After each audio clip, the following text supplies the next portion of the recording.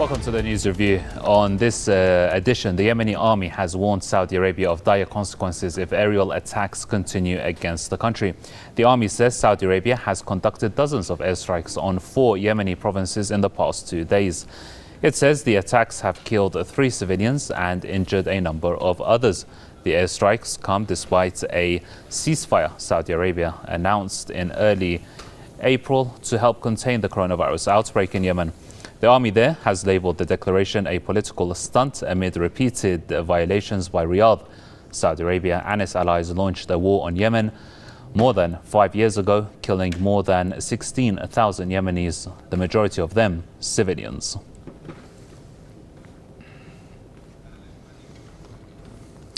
Joining us for this edition of the News Review is Saeb Shaath, an author and Middle East affairs expert from Belfast, and we also have Jonathan Farayer, author and commentator from the British capital, London. Gentlemen, welcome. Saeb, if I can start with you, what do you make of Saudi Arabia violating its own declaration of a ceasefire on multiple occasions when you have the Yemenis facing Saudi airstrikes on one hand and on the other hand an outbreak of the coronavirus in the country?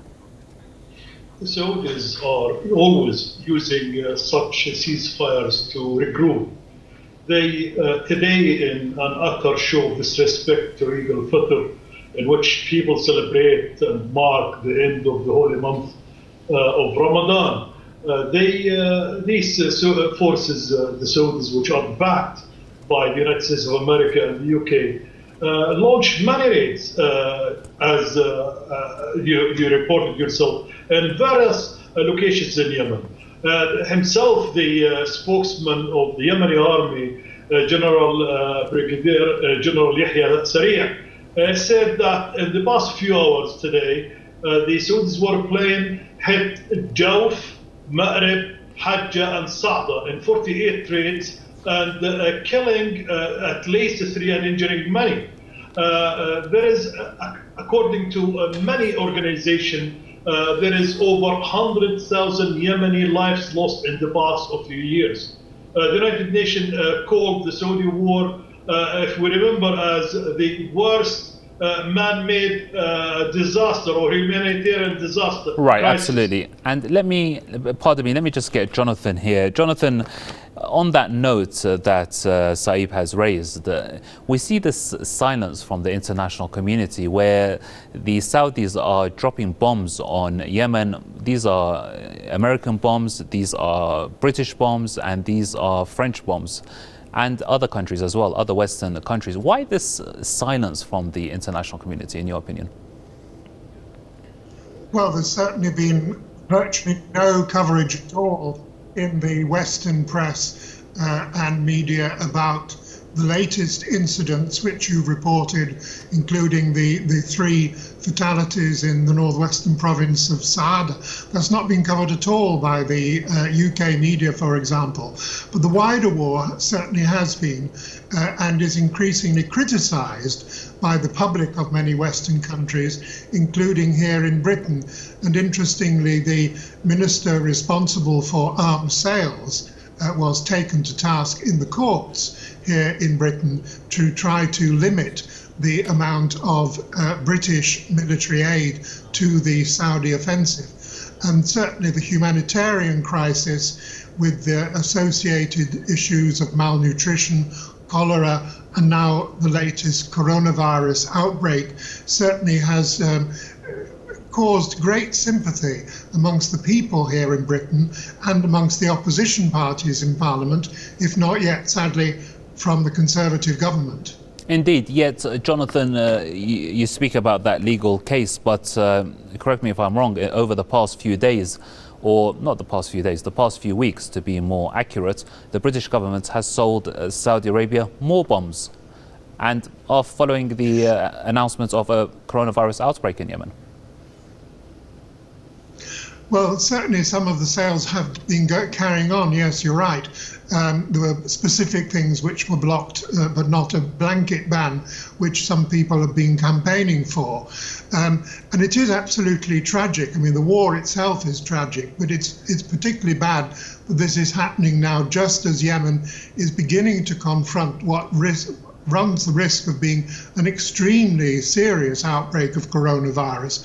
Officially, there have been 50 deaths, but for example, the hospitals in Aden are turning people away because so many people are arriving at the hospital with symptoms of COVID-19, and there just aren't the facilities there to treat them, and there isn't the personal protective equipment either. So it's a dreadful situation, and really it is increasingly urgent that at the international community level, ideally through the United Nations, the pressure is brought to bear on Saudi Arabia and on the UAE, which is involved down in the south of the country, to end this war for well and good. Okay, let me just bring in Saeb again, because I've got about a minute left and I really want to get his opinion. Mr. Saeb, you know, we're now seeing infighting in the in Aden between proxies of the Saudis and proxies of the United Arab Emirates. I mean, everyone would kind of admit that the Saudis have messed up in Yemen. They're not winning the war, they're losing. Isn't it time for them to pack up their bags and leave? It's correct. Since over 3 years now, the Saudis are in a stalemate with the Yemenis.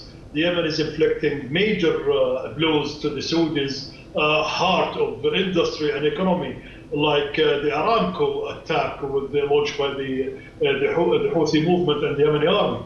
But we'll be mistaken if we think there is political and military sort of not agreement or no agreement between the Emirates and the Saudis. There is coordination. And there is one war room launched all the attacks from Saudi Arabia between the Emiratis and the Saudis. There is little difference in the interest in the location and the distributing the spoils of war. But their main target in Yemen is to destroy Yemen. It doesn't matter how they do it. It doesn't matter what militia belong to who in here. The Saudis and the Emiratis, backed by the United States of America, aim to destroy Yemen and to make sure there is no sovereign state will be ruling over Yemen. Only infighting continue in Yemen between different kind of militias supported by the Saudis. And that is the strategic goal of both of them. Sure. Saeb, I'm afraid we have run out of time. I just want to thank our guests for their contribution and their analysis. Saeb Shaath, author and Middle East affairs expert, joining us out of Belfast. And we also had Joonthan, the author and commentator from the British capital, London. And dear viewers, thank you for staying tuned to this edition of the News Review.